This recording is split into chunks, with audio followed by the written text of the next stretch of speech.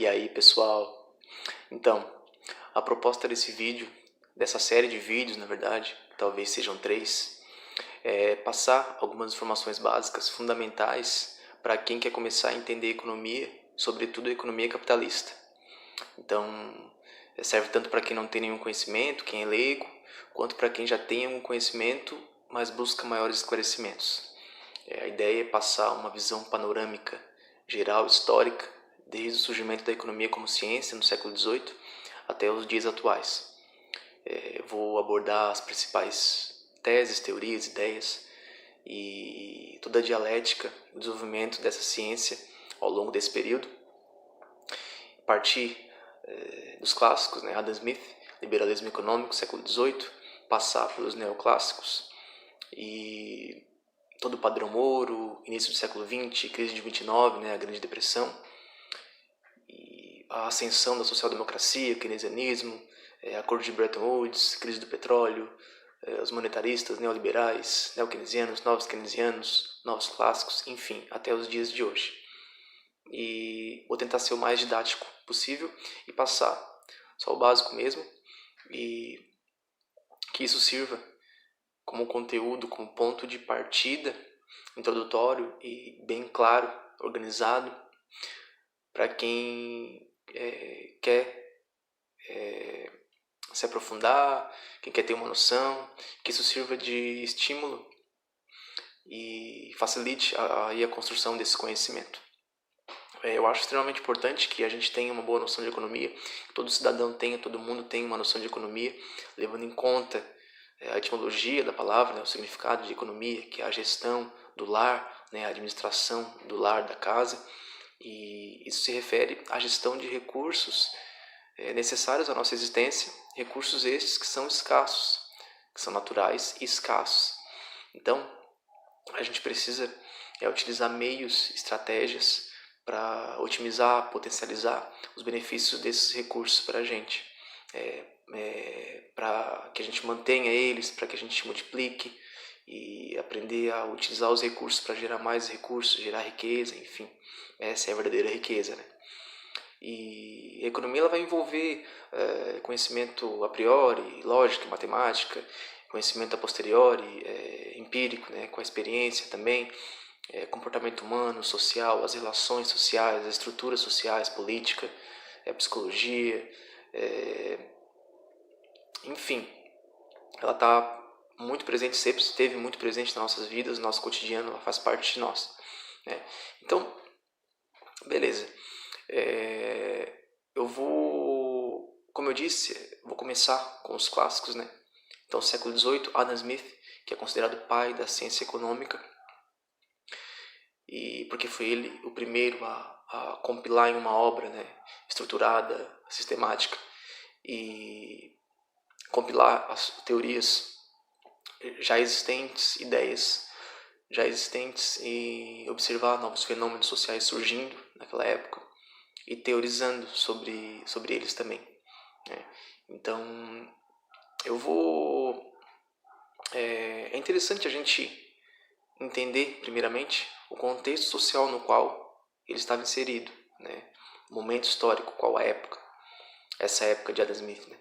Então, eu vou começar com ele, mas eu vou fazer uma abordagem, fazer um apanhado das principais teses, os pontos basilares, os pontos mais relevantes dos clássicos e neoclássicos também, que são posteriores a Smith, e até o início do século XX. Então, a minha proposta para este vídeo é focar nos liberais, nos clássicos, neoclássicos, E nos próximos eu começo a falar a partir do início do século XX, Keynes, enfim.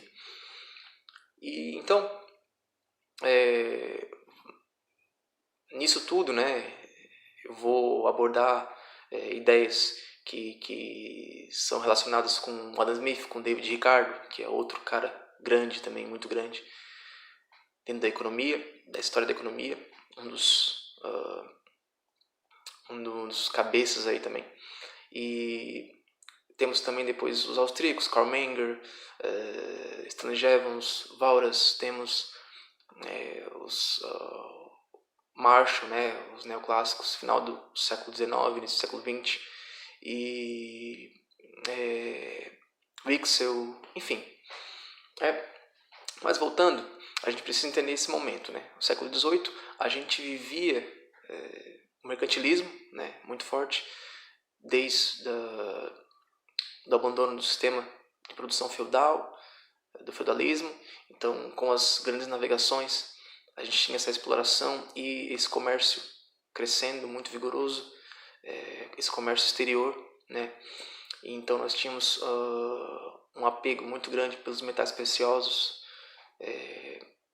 Nós tínhamos a ascensão dos estados nacionais, né, das grandes nações, o nacionalismo muito forte. Então os estados, os governos, eles tinham como objetivo acumular o máximo de metais preciosos, o máximo de ouro, prata, porque isso era riqueza para eles. Então isso implicava fortalecer a produção interna, fortalecer a exportação, né, e enfraquecer a importação, porque a ideia é trazer ouro para dentro, né? Então tem que vender produto para conseguir ouro. E nós tínhamos também os bancos já funcionando com grande influência, um papel muito importante, e funcionando como depósitos, né, para facilitar a locomoção e por uma questão de segurança também, e também fazendo como concessores de crédito. Então faziam eles os empréstimos, também serviam como ponte entre o cara que tinha o dinheiro sobrando e que queria emprestar, e o cara que não tinha e precisava de recursos para produzir, para investir, enfim. Então temos também Revolução Industrial acontecendo aí, a divisão do trabalho já muito em ênfase, né? Já aparecendo como um fenômeno social muito forte.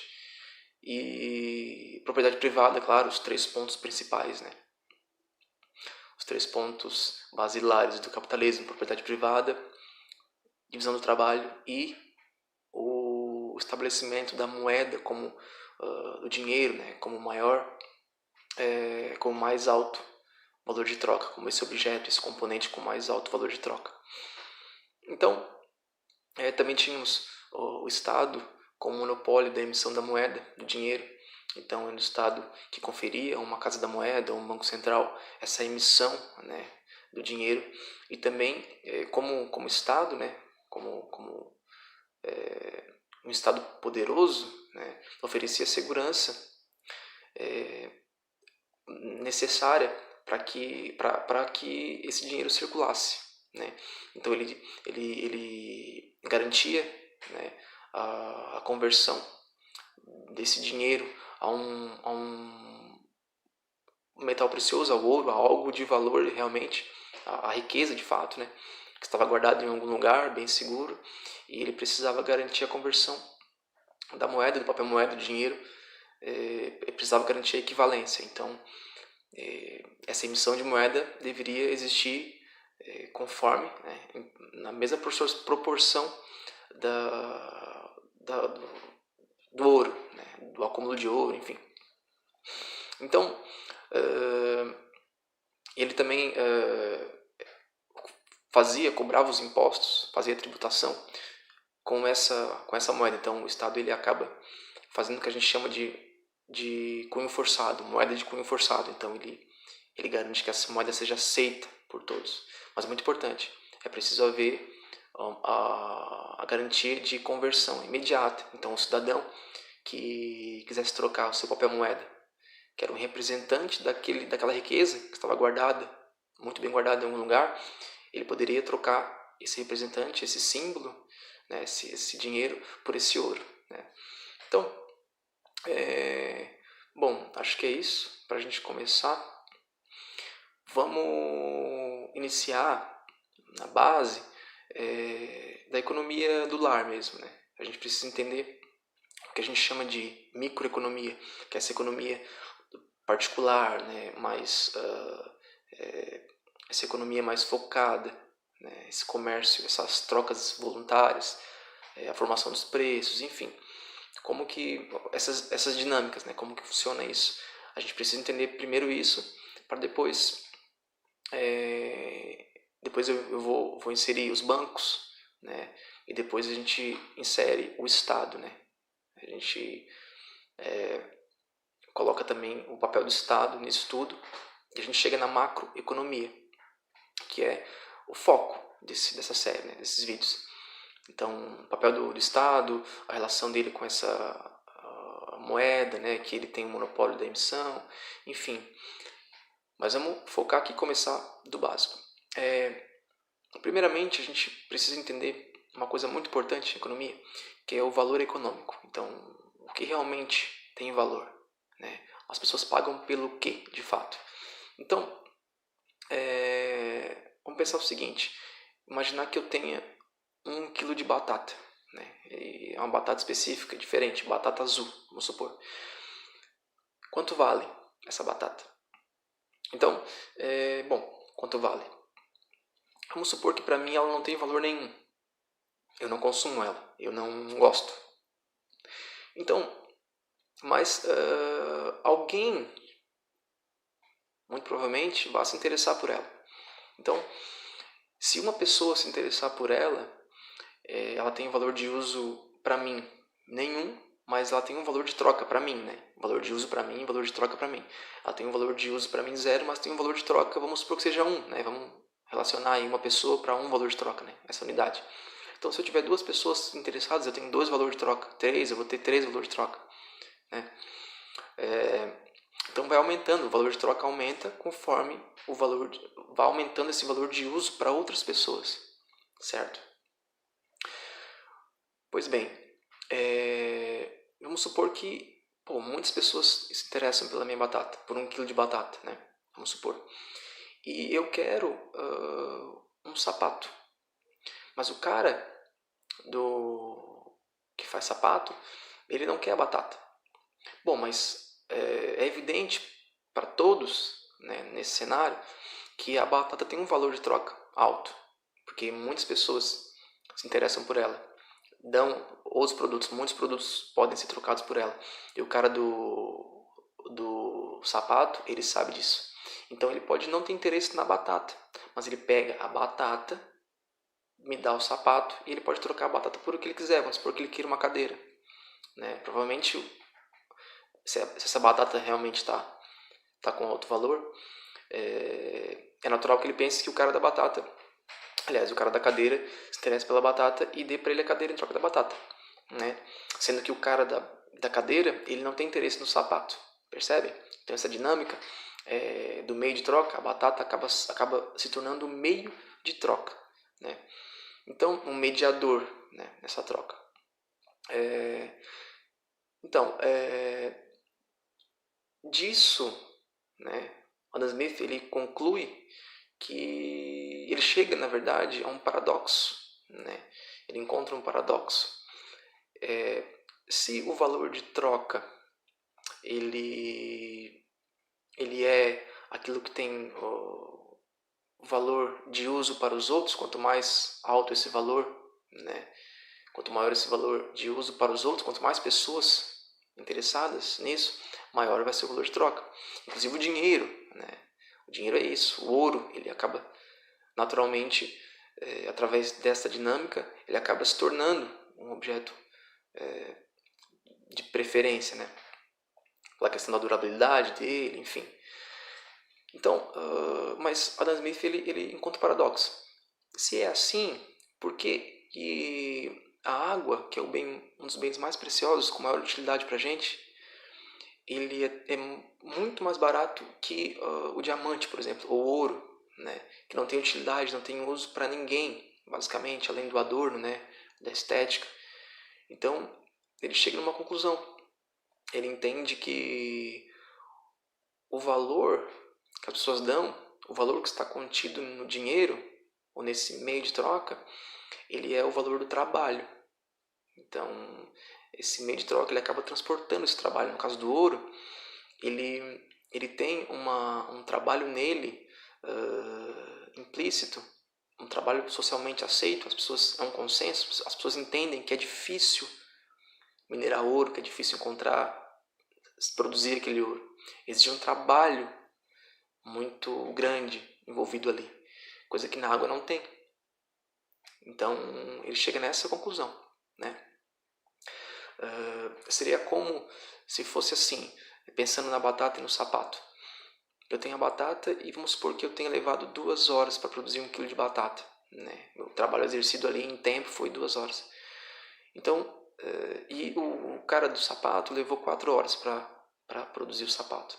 Naturalmente, nessa troca voluntária, a gente chega num consenso justo, num consenso de justiça, naturalmente, que é o seguinte: para eu conseguir o sapato dele, eu preciso dar 2 kg de batata, que é o equivalente a 4 horas de trabalho. Então, a valorização é feita assim, né, relativamente ao trabalho. Bem, isso é Adam Smith, né? Os caras que vieram depois, como David Ricardo, mantiveram isso, né? Concordam com Adam Smith, basicamente, né? No geral. Eles também mantêm essa ideia, a teoria do valor do trabalho, inclusive Marx, né? Ele também mantém isso, e com algumas críticas, né, relacionadas ao capitalismo, né? O foco dessa série é o capitalismo, mas depois de Marx, na intenção, na necessidade de contrapor, de refutar Marx, nós temos alguns caras que apareceram com uma nova teoria, né, que desenvolveram uma nova teoria, que são os austríacos, né, Karl Menger, alguns outros caras também, e também os neoclássicos, né, como Marshall, né, Wicksell, que são os caras que são conhecidos como os marginalistas, né, são responsáveis pela revolução marginalista na economia. De que forma? Eles aparecem com uma teoria de que é a teoria da utilidade marginal, ou teoria do valor subjetivo. Enquanto Adam Smith pensava no valor trabalho, que o trabalho esse valor era algo objetivo, como a gente viu na troca, no exemplo que eu dei da batata e do sapato, isso é de maneira objetiva, né? No consenso que a gente chega é objetivo, a gente vê isso. No caso da teoria do valor subjetivo, quem confere o valor é o consumidor. Então, isso está diretamente relacionado à utilidade que aquele produto, aquele bem tem para mim como consumidor. Por isso, teoria da utilidade é marginal. Por que marginal? Porque, pense o seguinte, vamos pensar em alimento, que é muito mais fácil, né?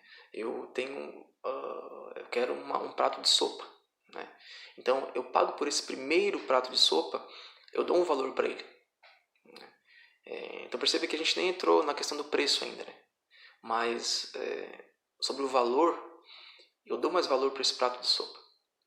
Então, no segundo prato, eu já não dou tanto valor.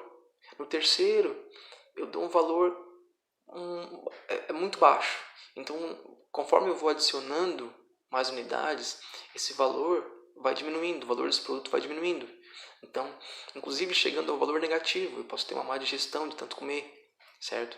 Então, os marginalistas, eles vão falar o seguinte, pegando a questão ali do paradoxo,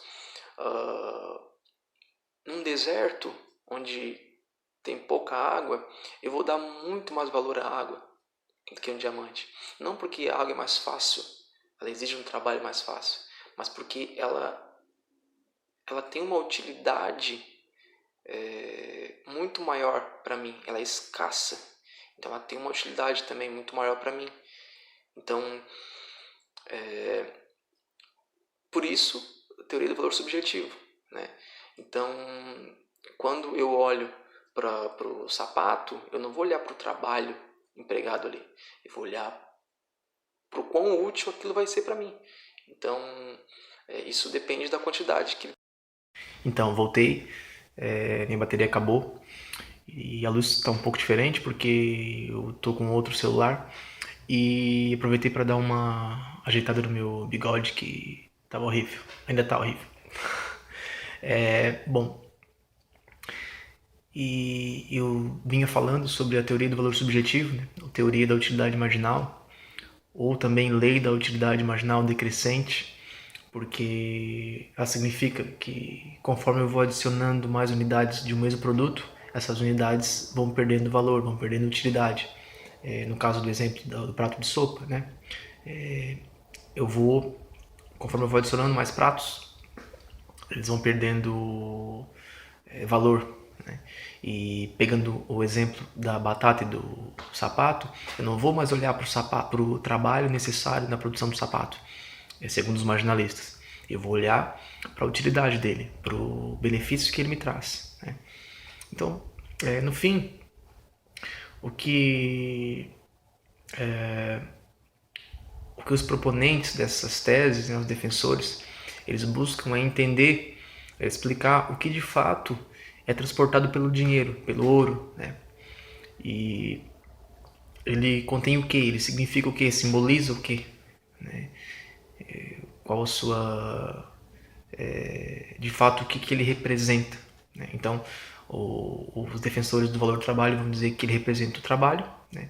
Ele é um documento, um atestado, uma prova que garante que eu fiz um trabalho, que eu exerci um trabalho, que eu produzi algo, e por isso eu posso usar ele como trabalho também em troca de algo produzido.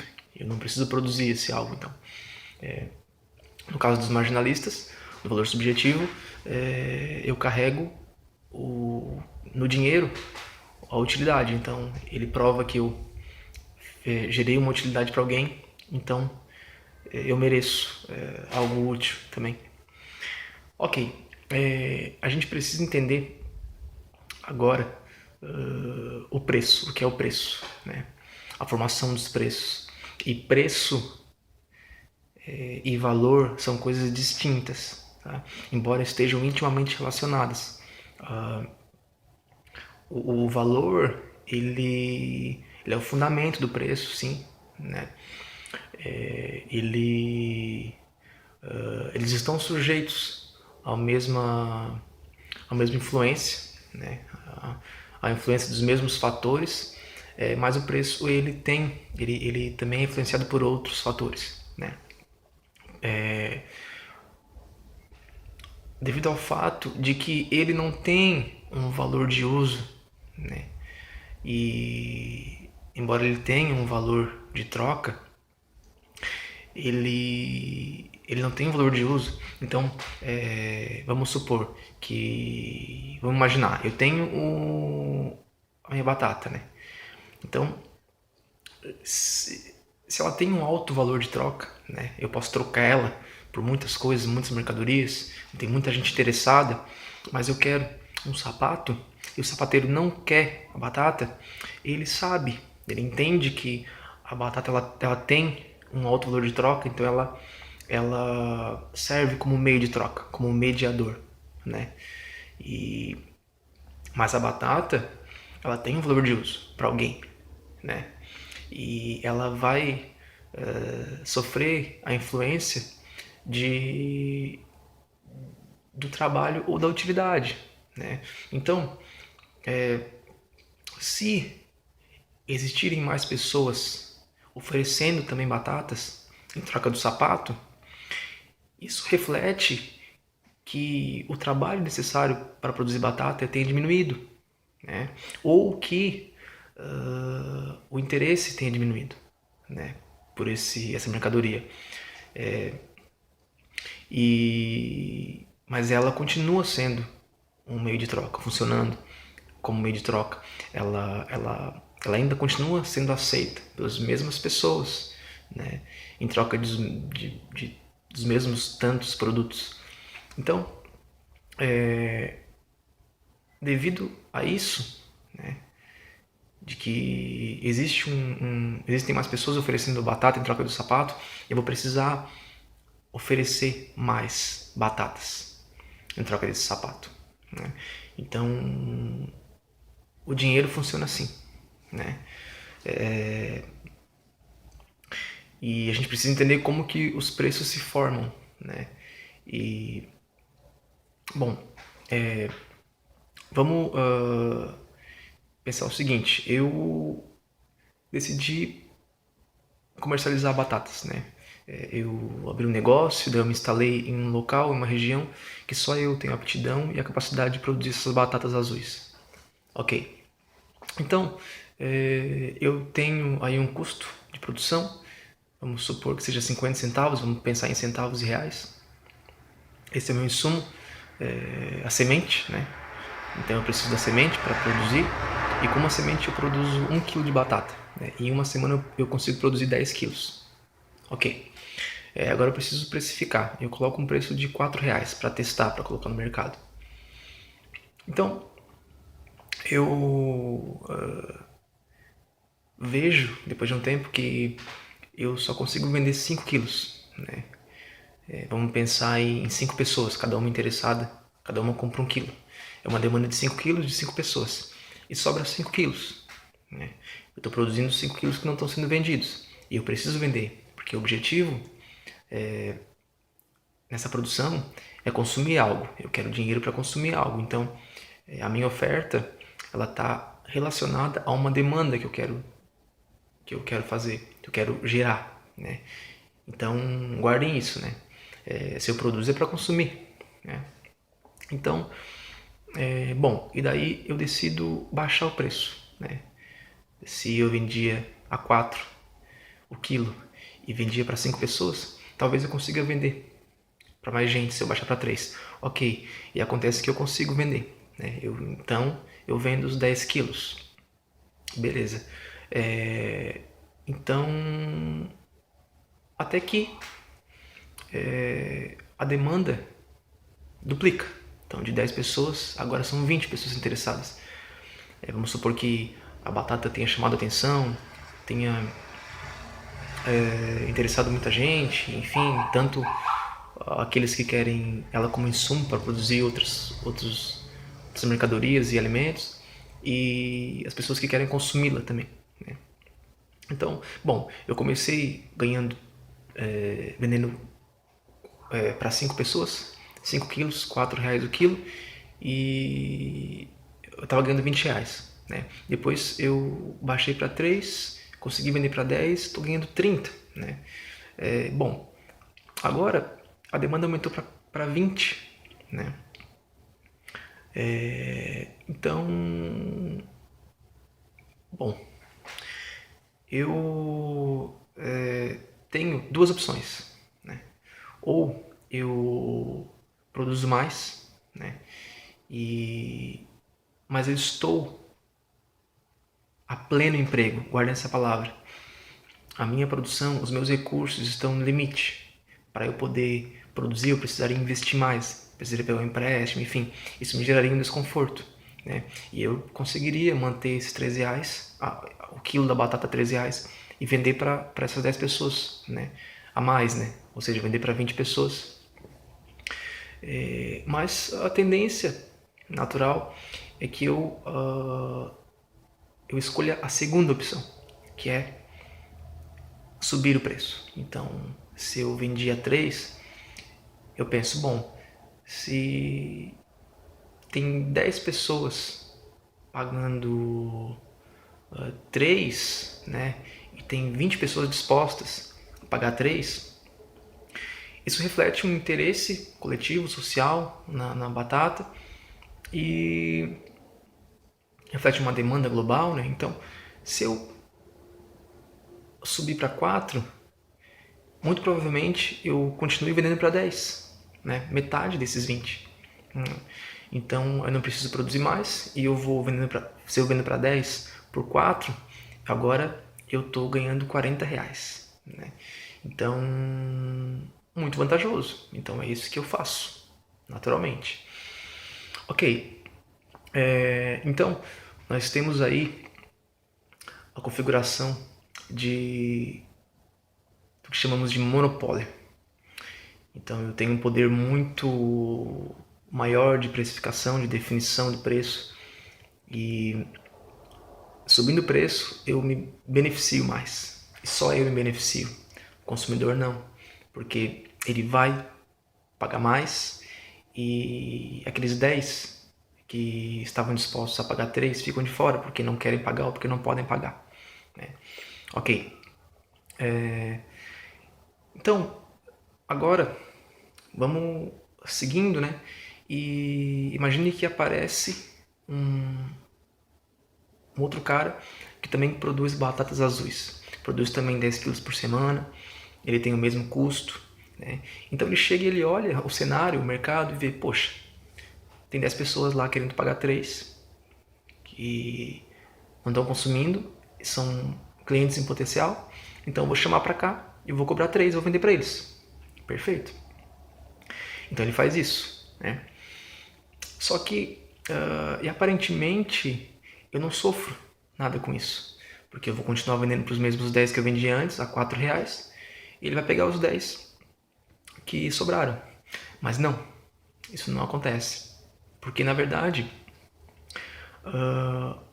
os meus clientes, eles não são fiéis a mim. Eles não compram porque sou eu vendendo. Eles compram porque eu sou o único vendendo. Então, onde tiver mais barato, eles vão se deslocar, vão comprar lá. Então, eles também querem maximizar os seus lucros, os seus ganhos. Então, o que acontece? Se, como o cara lá produz 10 quilos também, se os meus clientes que são 10, né, se eles chegarem primeiro lá, eles vão consumir dele, o estoque dele, e os 10 que sobraram, que só podem pagar 3, eles vão ficar sem. E eu também vou ficar sem, porque esses 10 não podem pagar o 4 que eu estou pedindo. Então o que eu faço? Duas opções de novo. Ou eu invisto em produção para produzir mais, continuar lucrando bem ou lucrar mais, mas baixando o preço de 4 para 3, né? Ou eu só baixo o preço, né? Então perceba que tanto um quanto o outro, eu acabo beneficiando o consumidor. Então, se eu investir e produzir mais, eu produzo mais, eu vou lucrar mais, vou manter o preço, vou beneficiar a mim e o cliente. E na segunda opção, eu beneficio mais o cliente. Eu mantenho meus ganhos, mas eu baixo o preço. Ok? Então nós temos aí a configuração da concorrência perfeita. Certo? Bom, seguindo, agora imagine que essa demanda ela duplique de novo, de 20 para 40.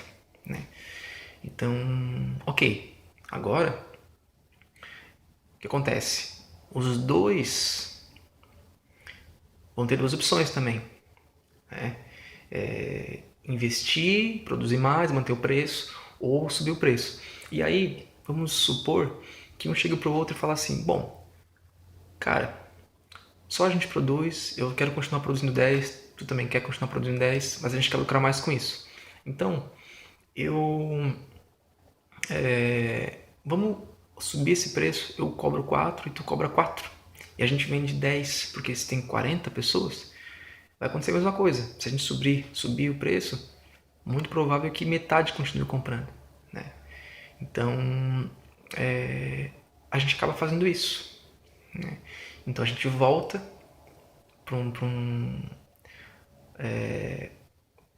para aquela mesma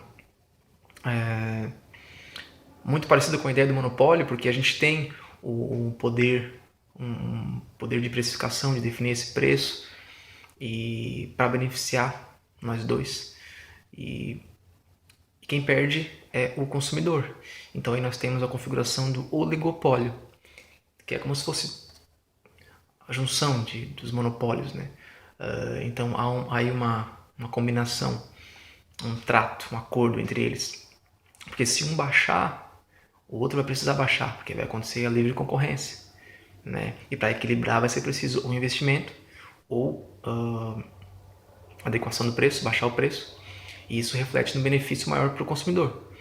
Então, bom, nós temos o oligopólio. Agora, para fechar, vou imaginar que chega aí uma outra produtora e ela também tem o mesmo custo. E daí ela chega no mercado com uma demanda de 40 pessoas, dois produtores cobrando R$ 4 o quilo e produzindo 10 e vendendo 10. Tem 20 pessoas sobrando. Porém, ela produz mais, ela produz 20 quilos por semana e ela cobra R$ 3. Então, no mercado, onde 2 produtores cobram 4. Então, você já sabe, né? Acontece a mesma coisa, livre concorrência de novo, né? Então, eu e o outro cara, a gente vai ser forçado, vamos sofrer uma pressão da concorrência muito grande para a gente produzir mais, né? Gerar mais benefício para o consumidor. Então, o que acontece? A gente precisa buscar recursos, empréstimo. Então, a gente vai buscar nos bancos, né? Então, eu e o outro cara, a gente chega no banco, o banco 1, por exemplo, e eu estou disposto a pagar, a pegar um empréstimo de 100 reais, vamos supor, e eu pago 10 de juro, né? E outro cara também está disposto a pagar 10, né?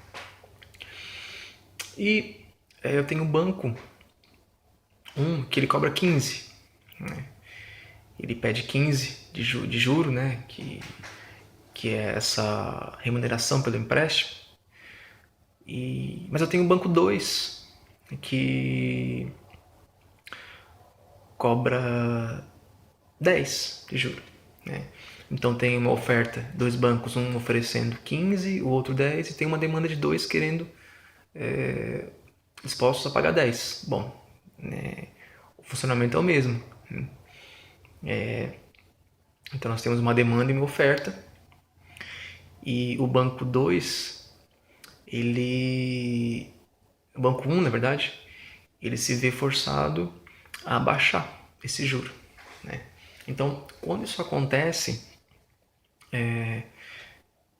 nós temos o seguinte: primeiro, né, até esqueci de falar, tudo que a gente viu aqui nesses cenários de monopólio, oligopólio, a gente viu a lei da oferta e da demanda, lei da formação dos preços, né? Ela também acontece para a formação do juro, que é o preço do dinheiro. Então, percebam que inicialmente existia uma oferta, né? Um banco querendo cobrar 15 e outro 10, e essa é chamada taxa de juro de mercado, né? E quando o banco 1 ele se adequou, ele abaixou o preço, e tanto eu quanto o outro cara, a gente conseguiu pegar os empréstimos, a gente chegou na taxa de juro natural. Mas por quê? O que isso significa? É natural porque, para os clássicos, né, toda poupança, né, lembra que eu falei que o banco ele faz a ponte entre o cara que poupa um dinheiro e decide emprestar para alguém em troca de juro, né, e o cara que não tem dinheiro busca esse dinheiro e paga essa remuneração, esse juro. O cara, esse dinheiro que foi oferecido pelo banco, né, que pode ser do banco ou não, pode ser de um cliente, ele precisou ser poupado. Então, um dos principais pontos para os clássicos, né, uma ideia fundamental dos clássicos é que a poupança gera investimento. Então, quando essa poupança que está ali disposta a servir de recurso para a produção, quando ela passa para as mãos de quem quer produzir, no caso eu ou outro cara que estava no banco, né? Quando ela passa a servir de investimento para a produção, nós temos o equilíbrio da poupança e investimento. Quando a poupança vira investimento, nós temos uma identidade, né? E a taxa natural de juros é a taxa quando essa poupança finalmente se torna investimento. E outro ponto fundamental para os clássicos é que tem uma coisa chamada lei de Say, que é a lei de mercado, que ela diz que toda oferta ela cria sua própria demanda. Lembra que eu falei que quando eu produzo é para consumir, então a minha oferta, ela gera uma demanda. As pessoas, para os clássicos, o cidadão, o comerciante, o consumidor, enfim, ele não produz, tá? Ele não faz a transação de mercadoria e dinheiro, ele não quer dinheiro para guardar dinheiro, né? Ele quer consumir. O dinheiro é um meio de troca, então não faz sentido, não é racional eu guardar dinheiro. Se eu posso, em vez de guardar dinheiro, de fazer o entesouramento, que a gente chama, eu posso lucrar com esse dinheiro emprestando, assim como eu expliquei antes. Então, o que vai definir, né, a minha poupança, o que vai fazer com que eu deixe de consumir para poupar, vai ser essa oportunidade, essa possibilidade e o lucro que eu tenho em poupar, que é o quê? Emprestar esse dinheiro para alguém, que eu vou ganhar com juros. Se esse juro for mais vantajoso para mim do que eu investir esse dinheiro, né, do que eu gastar, eu consumir esse dinheiro, entre consumir e emprestar para alguém, se eu ver mais benefício no empréstimo, né, eu vou emprestar. Né? Eu tenho duas opções: ou eu empresto e lucro com juros, ou eu consumo e faço esse dinheiro circular. Né? Então, outro ponto também muito importante, fundamental para o pensamento clássico, é que, como eu disse, né, o pleno emprego ele é uma realidade. Então, não existe mão de obra ociosa, não existe máquinas ociosas, não existe recursos esperando para servir na produção. Né? E o desemprego também ele é uma questão individual, ele é voluntário, né? Porque é impossível que haja o desemprego se o mercado ele se regula de uma forma que, devido a todos esses pontos anteriores, né, que a poupança vira investimento e que a oferta cria sua demanda, né, então o desemprego ele é opcional, né, então a economia está sempre a pleno emprego, né, e bom, e daí outro ponto também, deixa eu ver se eu não esqueci de nada. Bom, aí nós temos também uma questão muito importante, que é a questão dos preços e da estabilidade dos preços, né? E os clássicos eles defendem que só há um aumento nos preços se houver uma maior demanda, né? E se essa demanda ela for uma resposta de uma maior oferta, né? Então nós temos também uma identidade entre oferta e demanda e oferta. Então não tem problema nisso, de aumento nos preços, né? Desde que isso seja acompanhado de uma maior produção, que acompanhe uma maior demanda e assim fecha o ciclo. Para os clássicos, se o Estado ele não cumprir com a sua promessa de garantir a equivalência, a correspondência daquela moeda emitida, aquele dinheiro que ele emitiu com ouro, ele acaba gerando inflação, ok?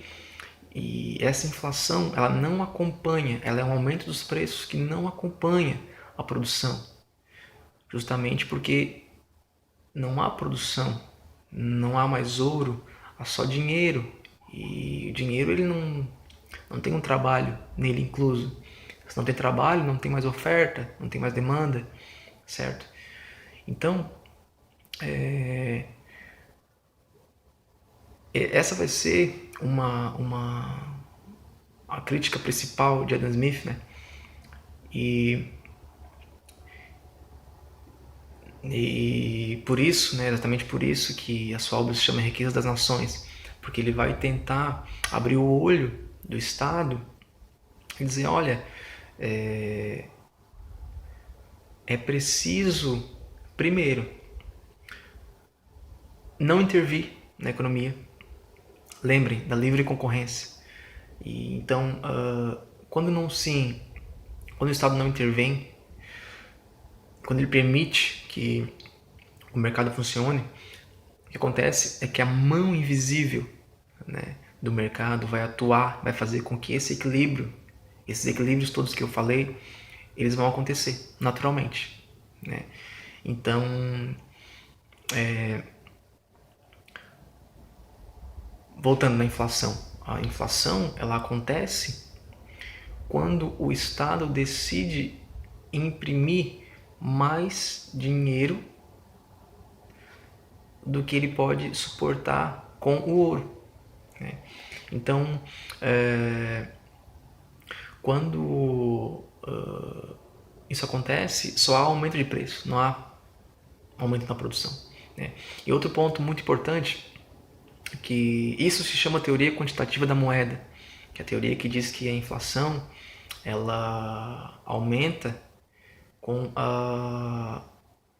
conforme a inflação é um efeito do aumento da emissão de dinheiro, de moeda, né, que não corresponde ao real, à real riqueza, que é o ouro, né? Então, porque obviamente se eu tenho mais gente com dinheiro, né, e isso não é fruto de um trabalho, isso vai refletir exclusivamente no aumento dos preços, né, porque vai ter mais demanda, vai fazer acontecer tudo aquilo que a gente viu até agora, essa dinâmica da oferta e demanda, enfim. Bom, outra crítica também muito relevante dos clássicos, David Hume, que é antes de Adam Smith, que influenciou ele, né, muito, inclusive a teoria quantitativa da moeda é dele. Todos eles vão criticar o protecionismo exacerbado do Estado. Então, como eu disse, não pode haver intervenção, né? Então, essa coisa de fortalecer a exportação para acumular metais, isso vai gerar um acúmulo de metais preciosos, de ouro, né? E o acúmulo de ouro, por si só, não gera mais riqueza, não aumenta a produtividade, né? E o que vai aumentar a produtividade é realmente deixar na mão invisível atuar. Então, liberar o comércio, né? Não fazer restrições, não criar monopólios estatais. Então, a moeda, o ouro, né? Ele, por si só, né? O seu aumento por si só, a sua expansão, não garante uma maior produção, né? Então, como a gente viu na teoria quantitativa da moeda, ele, por conta da economia já estar a pleno emprego, a sua produção está no limite, ela não pode produzir mais, não pode ofertar. Se eu aumentar a moeda, eu vou aumentar só a demanda, e aumentando a demanda, a gente já viu, só aumenta o preço. Então, por isso que para os clássicos a moeda, o ouro, né, o dinheiro, ele é neutro, né? Lembrando que moeda e ouro, nesse caso, são equivalentes porque a gente já viu que há uma responsabilidade, uma promessa do Estado sempre manter essa conversão, né? A proporção, a equivalência entre moeda emitida, o dinheiro e o ouro, né? Então, para os clássicos a moeda é neutra, né? Ela não vai influenciar na oferta, né? Só vai gerar inflação, aumento generalizado dos preços, vai gerar uma instabilidade monetária nos preços, no mercado, na economia. Então, David Hume, Adam Smith, os clássicos, eles advogam em favor dessa mão invisível, né? O Estado tem que ficar quieto, não intervir, não gerar monopólios, não fazer restrições e cuidar apenas dessa conversão com ouro, né? Só isso. E, bom, esses caras, né, os clássicos, eles exerceram grande influência nesse período. E no padrão ouro, que é esse padrão de conversão, né, moeda ouro, existia uma regra, por conta de entenderem todas essas as ideias desses pensadores. Os países passaram a ter um hábito, né?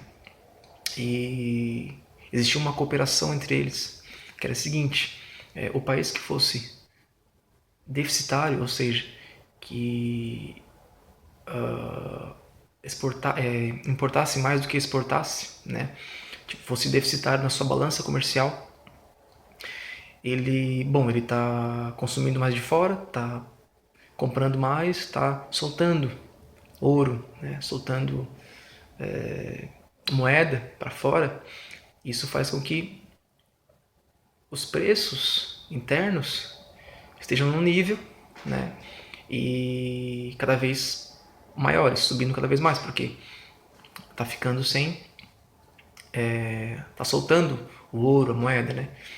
Como a gente viu, com o aumento da moeda, os preços baixam, né? E o contrário também acontece. Então, o que acontecia?